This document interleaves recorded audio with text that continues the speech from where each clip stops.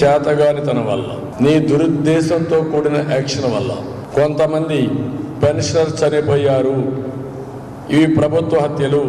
ఈ ప్రభుత్వ హత్యలు చేసిన ముఖ్యమంత్రికి అధికారంలో కొనసాగే నైతిక హక్కు లేదు. తక్షణమే వైదొలగాలి. ఇంత దుర్మార్గం, ఒక పక్క ప్రాణాలు తీస్తూ పైశాచిక ఆనందం పొందే ముఖ్యమంత్రి ఈ రాష్ట్రానికి ముఖ్యమంత్రిగా ఉండడానికి అనర్హుడు. కాబట్టి రాజీనామా చేయాలి. నోటికేదొస్తే అది చెప్పేసేయచ్చు అన్నది ఆయన ధోరణి.